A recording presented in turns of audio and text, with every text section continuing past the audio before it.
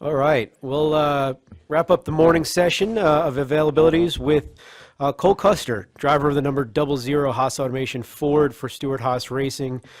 Cole is from nearby Ladera Ranch, California. Did I pronounce that right?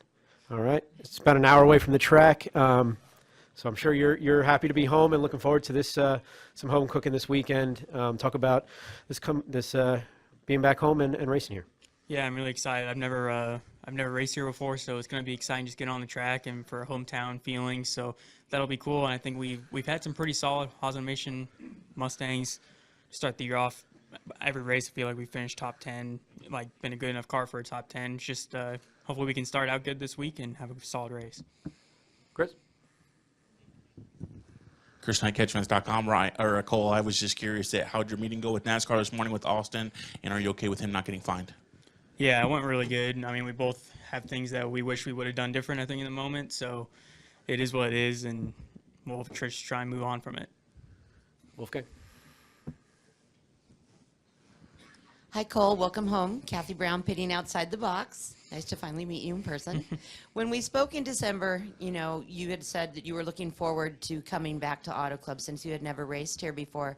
Now having some races under your belt in the Xfinity Series car, do you have anything that you can now bring to Auto Club racing here this weekend? And another side question, are you planning on going to Irwindale Speedway tomorrow night since it's kind of your home track?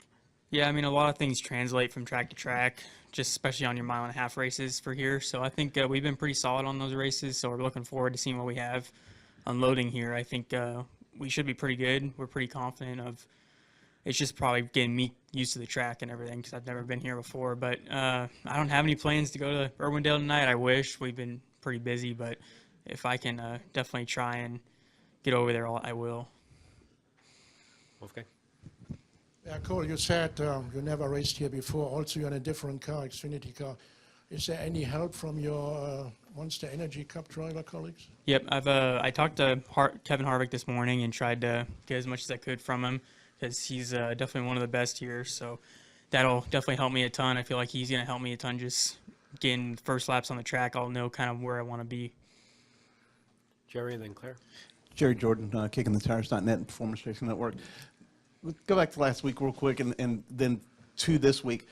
Obviously, you admitted last week you made a mistake. What was going through your mind at that time? And then how much anxiety did you have leading up to this week, knowing that you were going to have to meet with NASCAR? I mean, you've got a few guys in your team that have had those meetings before, so I think they may have been able to give you some encouragement.